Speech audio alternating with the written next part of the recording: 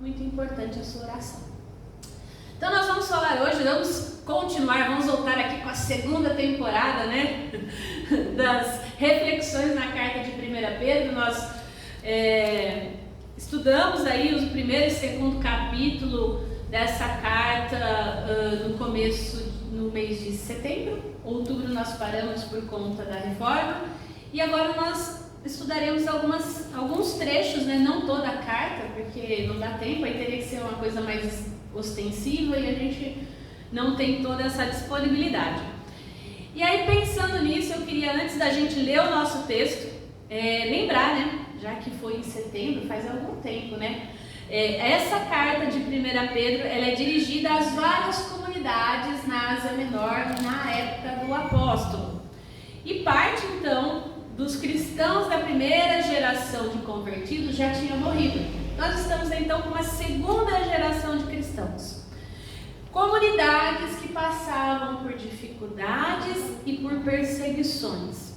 E é importante pensar que não se tratava propriamente de uma perseguição generalizada, tá?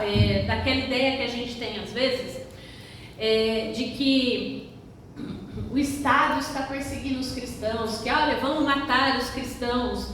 Não é esse tipo de perseguição. Quando Paulo fala aqui, não é então desse tipo de perseguição. É a perseguição que eu e você muitas vezes vivemos por sermos cristãos. É aquela ideia das calúnias, das insultações, às vezes sermos levados a tribunais, de sermos criticados pela vivência da nossa fé. É esse tipo de perseguição que a gente, em maior ou menor grau, já viveu. Então era isso que essa comunidade vivia. Por isso que essa palavra é tão importante, tão relevante para nós. E por isso que essa ideia, né, orientação e coragem em tempos difíceis. Porque tal qual essa comunidade, também vivemos dias difíceis. Então é essa a ideia. Por isso que, assim, quando a gente pega essa carta, a gente começa a ler, ela tem esse pano de fundo da perseguição e tem um tema que é pertinente: o sofrimento. O sofrimento por ser cristão.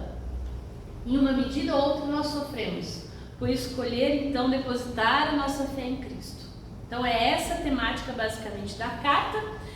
Então, o povo cristão, nós então aprendemos de Jesus e da comunidade cristã que Deus ama a misericórdia e a justiça, e a gente vai buscar viver essa misericórdia, essa justiça, e diante de um mundo pecador, nós vamos sofrer por tentar fazer as coisas certas, por viver certo, por viver de maneira correta. O sofrimento por causa do Evangelho, basicamente é isso. Então, o nosso texto de hoje está lá em 1 Pedro 3, versão internacional, mas dá para você acompanhar aí esse trecho da nossa meditação nessa manhã. Quem há de maltratá-los, se vocês forem zelosos na prática do bem? Todavia, mesmo que venham a sofrer porque praticam a justiça, vocês serão felizes. Não temam aquilo que eles temem. Não fiquem amedrontados. Antes, santifiquem Cristo como Senhor em seu coração. Estejam sempre preparados para responder a qualquer pessoa que pedir a razão da esperança que há em vocês. Contudo, façam isso com mansidão e respeito, conservando boa consciência, de forma que os que falam maldosamente contra o bom procedimento de vocês, porque estão em Cristo, fiquem envergonhados das suas calúnias. É melhor sofrer por fazer o bem, se for da vontade de Deus, do que por fazer o mal. Pois também Cristo sofreu pelos pecados uma vez por todas, e o justo pelos injustos, para conduzir-nos a Deus. Ele foi morto no corpo, mas vivificado pelo Espírito, no qual também foi e pregou os espíritos em prisão, o que há muito tempo desobedeceram quando Deus esperava pacientemente nos dias de Noé, enquanto a arca era construída. Nela, apenas algumas pessoas, a saber, 8, foram salvas por meio da água.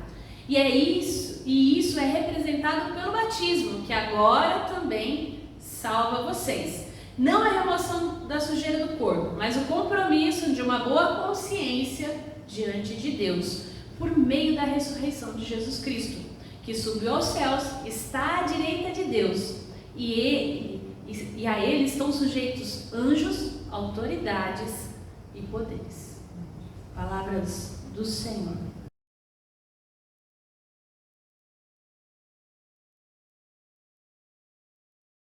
Vamos orar mais uma vez?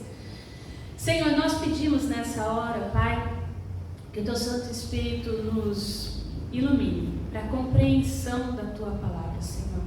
A Tua Palavra que é inspirada, que é viva, fala ao nosso coração, Senhor, para que nós possamos compreender, entender e assim, Senhor, podemos vivenciá-la.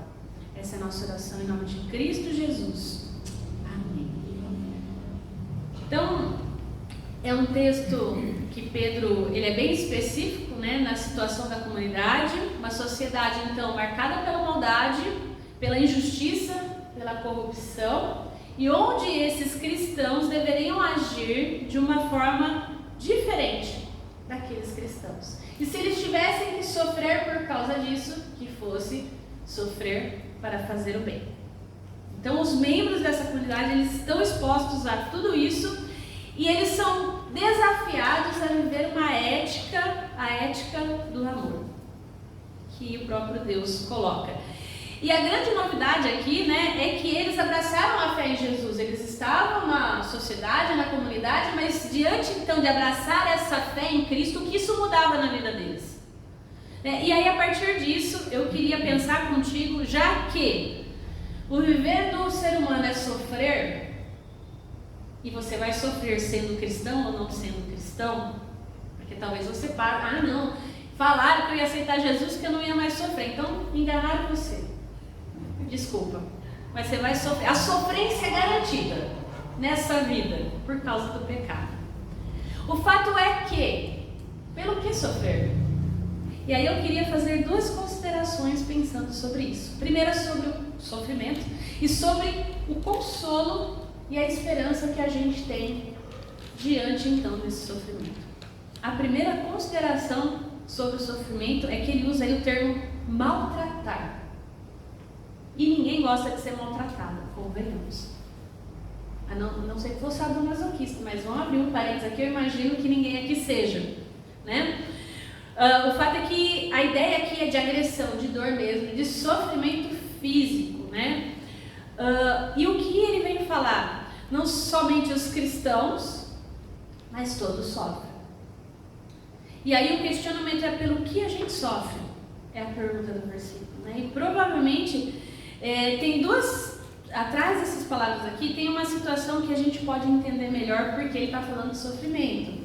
Porque apesar de dificilmente alguém ser maltratado por ser zeloso, o texto conta que existe essa possibilidade. E a gente sabe que existe. É raro, mas acontece bastante. A gente sofre porque a gente está fazendo bem.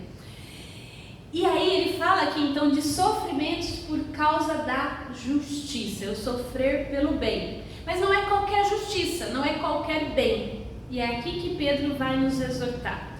Porque assim, não é a justiça das próprias mãos, não é aquela ideia então da vingança. Né? Eu recebi, então eu vou devolver. Não é essa justiça retributiva que ele está fazendo questão aqui. Não é também aquela ideia de eu faço aqui e eu recebo, que é retributiva da mesma forma, né? Porque esse tipo de justiça não transforma vidas. Não transforma a vida. Você pode assim ter ficado chateado, tentar resolver do seu jeito. A gente sabe que depois que você resolve, vem o sentimento de vazio. Não mudou a vida da pessoa, não mudou a sua. A justiça que ele está falando aqui é uma justiça bondosa, que acolhe, que cura e que salva.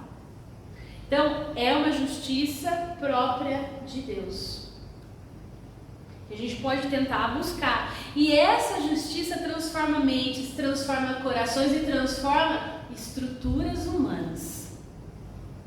Essa justiça piedosa é que Pedro está falando aqui. E se nós somos perseguidos por causa dela, por praticar ela, nós podemos dizer e ficar felizes.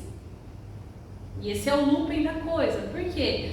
Porque por mais que a gente receba o mal praticando aquilo que Deus quer, Deus está sendo exaltado por causa disso. E a sua justiça é sobremaneira melhor que a justiça humana. Então, se a condição humana é o sofrimento, tem duas opções: pela prática do bem ou pela prática do mal. E a questão talvez seja pelo que eu tenho sofrido. Por que você tem sofrido? Pelo que você tem sofrido? Então aqui não é uma exaltação do sofrimento. Então eu tenho que sofrer, eu vou sofrer. O fato é que a gente sofre. É uma constatação.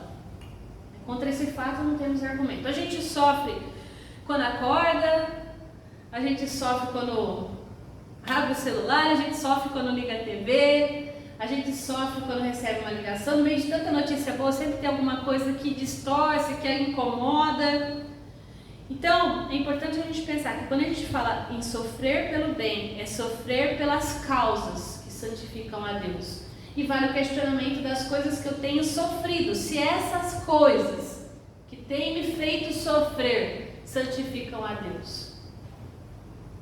Eu abro meu celular e choro de manhã, porque eu vejo a notícia de que alguém que não merecia, vamos pensar nessa guerra, que uma criança que morreu, aquilo consterna o meu espírito a tal ponto de eu ficar chateado. Ou foi porque eu recebi uma notícia que um amigo meu não vai poder fazer uma coisa que eu tinha pedido para ele? Não, ele não tem consideração comigo. Que tipo de sofrimento a gente tem tido? É muito sério isso. Quantas coisas a gente não faz por mal, mas a gente também faz os outros sofrer. E quantas coisas nós sofremos em consequência da má ação de outras pessoas. E aí eu queria dizer uma coisa para você: Deus está do lado de quem sofre. E isso é maravilhoso. Por quê? Porque Deus é solidário ao sofrimento. Deus é solidário ao sofrimento. Porque Ele deu o seu próprio Filho para sofrer na cruz por nós. Então qualquer dor que a gente possa passar, Ele passou. Que é a pior dor que a morte de um próprio filho, Cristo passou por ela. E Ele está do lado de quem sofre. Por isso que é importante a gente entender que dor a gente tem sofrido. Se é pelas nossas próprias, pelo nosso egoísmo, pela nossa vontade, pela nossa indisposição, ou pelas coisas de Cristo. Jesus morreu na carne como ser humano para nos salvar e nos livrar do sofrimento da morte eterna, que poderia ser o pior sofrimento que a gente poderia viver, que é estar afastado, totalmente afastado não, separado. Hoje de manhã a gente falou sobre afastar e separar, separado totalmente de Deus. Ele morreu na cruz para que a gente pudesse ser vivificado no Espírito, é o que nos leva a ter esperança. Então, quando nós olhamos através dos sofrimentos dessa vida, tendo essa perspectiva, a gente, além de estar pronto para explicar o motivo da nossa esperança, porque essa é a nossa esperança, de que, vivendo ou morrendo, nós estamos com Deus. E que todo sofrimento, que toda dor é por enquanto, porque vai chegar uma hora em que não vai mais ter dor, não vai ter mais choro, não vai ter mais sofrimento. Que muitas vezes a dor que eu sinto, ela é, na verdade, fruto do meu egoísmo, do meu pecado. E não é um sofrimento por uma causa justa. Essa é a nossa esperança. A nossa esperança é de que Cristo volta para redimir todas essas coisas. E aí o que ele fala aqui? Fale com temor dessa esperança. Fale com mansidão, né? Com temor, que é o oposto do que o Império Romano fazia na época, porque a gente ouve falar então da Pax Romana, da paz romana. Sabe como essa paz era conquistada? Com guerra, com violência, com intimidação. Eu colocava na cruz aqueles que se opunham ao Império para mostrar que eles não poderiam fazer aquilo. E quem fizesse ia sofrer do mesmo jeito. Assim tem paz mesmo, né? Ninguém queria morrer na cruz estirado lá. E o texto exorta o povo cristão, então, para que não seja motivo também de tropeço e de vergonha.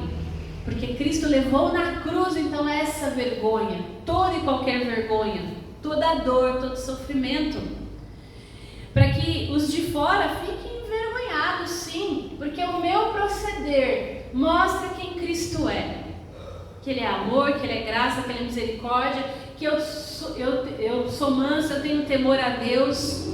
Eu erro sim, mas eu sei pedir perdão pelos meus erros, e eu sei falar do motivo da minha esperança, que todo sofrimento, que tudo isso anuncia a salvação, como nós cantamos, né? De anunciar a glória de Deus, a salvação.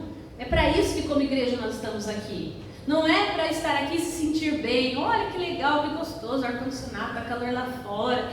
Eu estou sentindo Deus. Não, a gente é chamado para anunciar um Cristo que fez paz, não por intimidação, não por temor, não por violência, mas por graça, por verdade e por amor.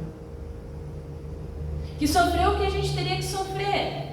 E aqui eu queria abrir um parênteses, né? Porque esse texto parece bem difícil e tem algumas demandas de interpretação ao longo da história que a gente lê e às vezes não entende. Por quê? Primeiro, Cristo está vivo, certo? Essa é a nossa fé. Jesus foi anunciar as boas novas aos que estavam em prisão desde os tempos de Noé. E aí é interessante, Agostinho afirmou que Cristo, sendo pré-existente, antes da fundação do mundo, proclamou a salvação por intermédio de Noé ao povo que viveu antes do dilúvio. Então a geração de Noé ouviu o Evangelho de Deus por meio de Noé.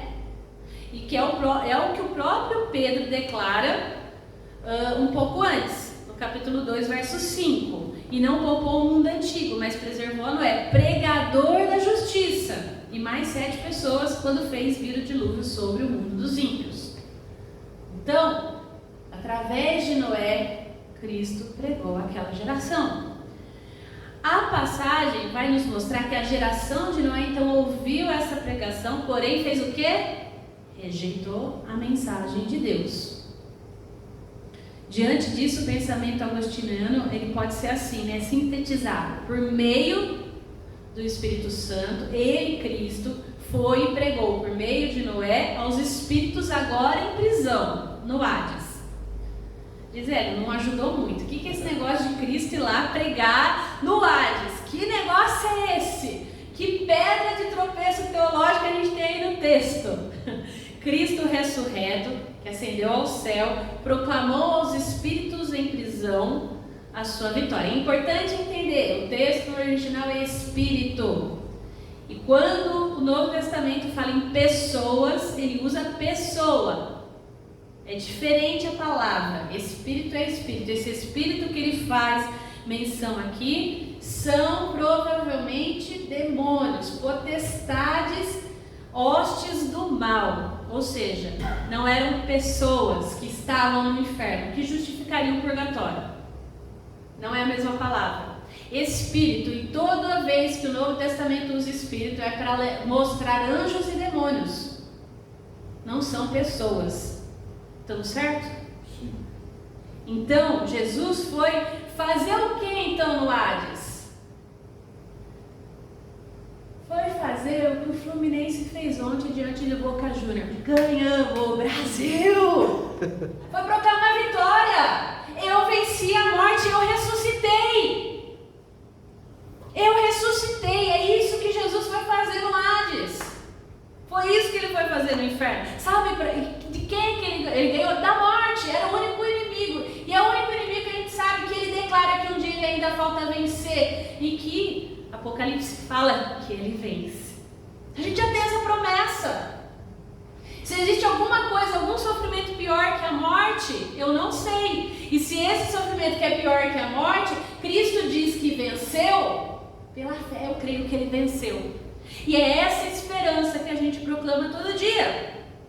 Cristo exaltado passou pelo reino, onde são mantidos então esses anjos caídos, e proclamou o seu triunfo. Sim, Cristo riu na cara deles.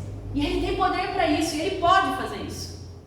Então, como reformados, a gente entende que Jesus não foi pregar para pessoas que morreram.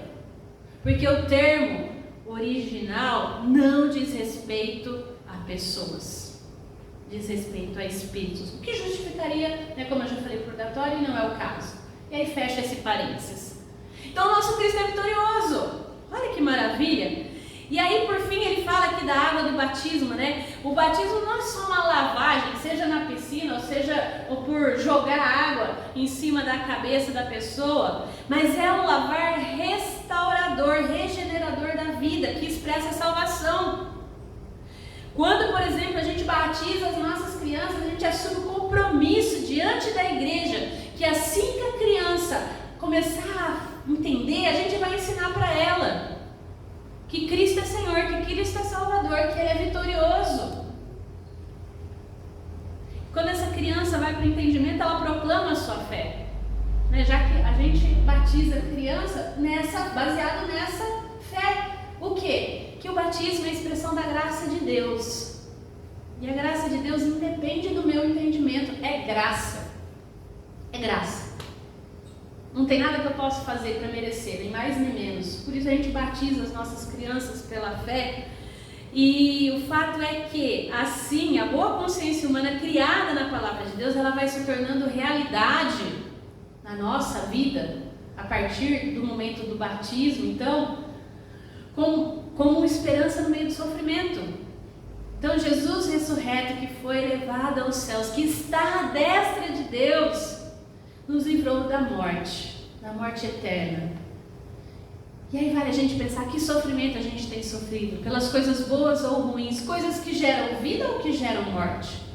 Se Ele é um Deus que está vivo, esse sofrimento em algum momento precisa gerar vida. Cristo é um exemplo para a gente de referência, de resistência da dor, de forma pacífica, paciente. E nele, aqueles que são perseguidos por causa da justiça entram em comunhão. Em Cristo nós permanecemos unidos. E é através dele que a gente dá testemunha. E aí eu parto para a segunda consideração diante de consolo e esperança. Tal qual na época de Pedro, nós hoje também vivemos dias difíceis, dias caóticos, né? Acabamos de sair de uma pandemia, né? Agora a vacina vai ser anual. A gente sabe que ainda tem gente morrendo de Covid, como tem gente que ainda morre de gripe, como tem gente que vai morrer de um monte de coisa que a gente tem. Infelizmente a morte, ela espreita a nossa vida, porque ainda nós vemos como um espelho, a gente não vê ainda como será de fato. Isso só quando Cristo voltar. Essa é a nossa esperança, né? A gente assiste estarrecido nas redes sociais os conflitos, seja na Rússia, na Ucrânia, Israel com o Hamas, como se a guerra estivesse acontecendo no quintal da nossa casa, ao vivo praticamente, né? Não tem mais aquela coisa das notícias chegarem depois. E aí a gente vê coisas também no nosso país e a gente fica assustado, por exemplo, diante de seca na Amazônia, o lugar que mais tem rio, que mais tem floresta, está seco. A gente vê tornado no sul, a gente vê esse final de semana vento de 120 por hora, 100 km por hora no estado de São Paulo. E aí o pessoal está sem luz lá. Mais alguém para reclamar lá da CPFL, viu, César? O fato é que... Mas por quê? Por causa do clima. Porque tá tudo... A gente percebe, parece que está tudo de ponta cabeça. E a gente sofre por essas demandas. E a gente sofre, como eu falei, quando a gente acorda, quando a gente liga o WhatsApp, liga alguém para falar, perguntar se está tudo bem, se não está. Alguém querido nosso acaba, às vezes, sofre um acidente, falece. Quantas coisas, quantas notícias difíceis. E sim, nós ainda temos uma igreja perseguida no mundo. Como tinha lá, se não pior, temos casos de lugares, se a pessoa é pega com a Bíblia, ela vai morrer. A gente tem no Brasil o privilégio de andar com a nossa Bíblia, né? Tinha, né? De andar debaixo do braço, agora a gente põe no smartphone. De poder abrir, de poder falar, se quiser sentar lá na praça do mercado e começar a ler a Escritura em voz alta, ninguém vai te parar. Ninguém vai te levar para a cadeia. Mas tem países, tem lugares no mundo que você vai e você vai morrer por causa disso. Então a gente tem um privilégio. Mas nós ainda, de alguma maneira, sofremos por sermos cristãos. em menor grau talvez, muito provavelmente, mas nós sofremos, porque a gente espera que o nosso Deus também tenha respostas para o nosso sofrimento, que Ele responda às nossas dúvidas. Senhor, nossa, o que está acontecendo? Por que meu marido isso, minha esposa aquilo, né? Minha vida isso? A gente tem questões que fazem internas dentro da gente, faz a gente sofrer também. Que a gente quer respostas e a gente não tem. E aí o fato é que, diante de Cristo, diante do sofrimento, de tudo isso, a gente vê que em Cristo, de todo esse caos que a gente está e que a gente vive, emerge a possibilidade de algo novo. Por quê? Porque da denúncia nós podemos vir o anúncio. Orar e agir na nossa vida de forma local, de uma forma muito mais confiante e humilde, pensando em possibilidades de como fazer melhor, de como agir melhor. A gente precisa desse contexto que fala, que grita pra gente valores que não são cristãos e como eu vivo a minha fé diante desse mundo. Como que eu vivo a minha fé no Brasil, que o BGE fala que o evangélico está cada vez maior, mais gente evangélica, mas a gente não vê uma ética que muda, porque são só números. Como eu e você podemos fazer isso? Porque a gente sofre por isso. A gente sofre, porque se você vai lá tentar fazer uma compra numa loja e você fala que é pastor e você não tem outra profissão, eles não te vendem. Por quê? Porque você tem muito mais pastor que dá calote do que pastor que paga. E aí? Estou dando um exemplo nosso, né? Da nossa... Mas, se você falar no seu serviço que às vezes é crente, vão questionar. Se você faz coisas que todo mundo faz. Estranho, né? Então é muito importante a gente pensar nesse contexto, como eu tenho vivido a minha fé. Porque em meio ao sofrimento, nós precisamos ter a boa consciência de que nós temos consolo, de que nós temos um Cristo que vai voltar. Ou seja, nós temos esperança. Então esse sofrimento me dá raiva, porque aí eu olho para o ímpio está bem e eu estou sofrendo porque sou cristão, e aí eu fico bravo com Deus, quer saber? Vou fazer outra coisa. Ou esse sofrimento me dá esperança e me faz ver que apesar de tudo isso, uma hora esse sofrimento vai passar.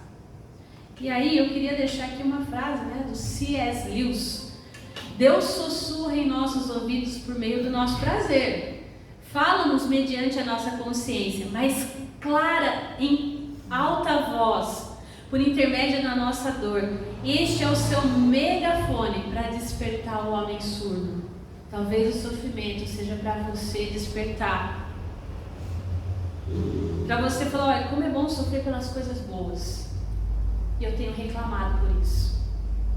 Eu tenho reclamado. Eu tenho às vezes, deixa até depois eu volto para a igreja, outra hora eu faço tal coisa, porque vai ser cristão, eu vou ter que andar certo, como se fosse uma obrigação. E aí, a adversidade, o sofrimento são oportunidades para testemunharmos a nossa fé, para sermos instrumentos da revelação do amor de Deus em um mundo de trevas, em um mundo de guerra, em um mundo de disputa, de caos. Esse é o grande desafio para a gente, porque no meio das lutas que são desumanas, de tanta corrupção que nos faz sofrer. Porque quando a gente olha a corrupção lá em Brasília, quem sofre é a gente que precisa de hospital, precisa de escola. Que a gente acha que aquela corrupção não atinge a gente sofre, porque podia ter mais médico, podia ter mais o professor receber melhor, para dar uma aula melhor, para cativar melhor o aluno, não é assim? Quantas coisas a gente não sofre por causa dos outros, que a gente acha que não tem nada a ver, mas a gente está sofrendo. Então, é preciso assim, ter oportunidade no meio desse sofrimento, desse megafone de Deus, a gente despertar, porque não importa o que os outros façam, o que importa é que eu faça. E como eu estou fazendo? Porque se eu estiver no lugar do outro, eu vou fazer igual ao outro? É que a gente fala tanto dos políticos, mas será que se eu estiver no lugar deles, eu vou agir da mesma forma? Porque eu vou ter oportunidade de agir como eles, não vou, Deus? Vão me chamar para fazer parte do clubinho. Como que vai ser? no trabalho, até na família. Vamos fazer o que todo mundo faz, está tudo certo. E aí o grande desafio para a gente é ficar firme em Cristo, passar por provações, enfrentar as dificuldades. Por quê? Porque o nosso Deus é poderoso para fazer infinitamente mais. E se Ele diz que venceu tudo isso, e Ele diz que eu vou receber isso como herança, eu preciso crer. Crer. Abraçar isso. E o início do texto pode ser a parte final da nossa pregação. Ele começa: quem há de vos maltratar se fordes zelosos do que é bom? Mais ainda que fazer o bem sem risco de sofrer é cômodo e nos convence, mas não é garantia. Não é garantia. É cômodo fazer o bem e não sofrer. É cômodo fazer o que todo mundo faz. Mas isso não é garantia de que tudo vai dar certo, que a gente vai ser feliz, que essa felicidade é boa o suficiente. Então é importante eu e você que a gente possa persistir convicto dos nossos valores, da fé que nós temos, do Cristo que nós servimos. E aprender a falar não. E a sofrer pelo que é bom sofrer. Porque às vezes você queria muito fazer uma coisa, que todo mundo diz: siga seu coração. Mas seguir o seu coração significa desagradar a Deus. E deixar um monte de gente para trás com o coração destruído. Mas o importante é ser feliz. Será mesmo? Será não que é melhor sofrer internamente por isso, mas dar um bom testemunho e saber que Deus está sendo glorificado? E aí sabe o que acontece quando a gente fala não para as coisas que geralmente todo mundo falaria assim, a gente sofre e tal? Deus honra. É uma alegria assim que está fora do comum, porque a própria palavra diz que é melhor obedecer que sacrificar. E aí, andando de obediência em obediência nessa vida, a gente vai conhecendo melhor a Deus. E a gente vai sofrer sim, infelizmente. Mas a gente tem uma esperança que é contra toda a esperança, como afirma Paulo, né, na carta aos Romanos. Você e eu, nós temos motivo para ter esperança. Cristo venceu a morte. Ele proclamou isso para qualquer demônio que possa falar para você que não. Porque tem hora que vem assim, aquela história, né? Ela vai falar: vem uns demônios. Não, tem gente que parece demônio mesmo, que vem jogar no seu ouvido umas coisas que é para fazer você desistir. Mas Cristo foi lá e proclamou vitória. Então, se a gente sofre por fazer o bem, por fazer aquilo pela justiça generosa de Deus, por fazer aquilo que é bom, que a gente continue sofrendo, porque isso glorifica o nosso Deus. E é difícil, não é fácil, mas Ele diz para nós que estaria conosco todos os dias. Jesus é a nossa esperança. A comunidade de Jesus é a comunidade da esperança. Como a gente falávamos na nossa introdução da escola dominical, de como é bom chegar aqui e ser reavivado, ser relembrado da nossa esperança, ser confrontado e saber que todo sofrimento um dia vai ser aniquilado pelo nosso Salvador. Então, vivemos na realidade em que Deus venceu o sofrimento, o mal, a morte, mediante a ressurreição de Cristo. A gente experimenta isso, sim, nesse já ainda não, dia após dia. E essa comunidade, ela é criada no batismo e ela é alimentada, sabe onde? Na mesa, na ceia do Senhor que a gente celebra hoje. Que Deus nos ajude, que Deus nos fortaleça diante do nosso sofrimento, da dificuldade e da dor que a gente vive, que a gente ainda vai viver. Creia, Ele venceu tudo isso. E Ele diz que você vai vencer, porque Ele garante isso.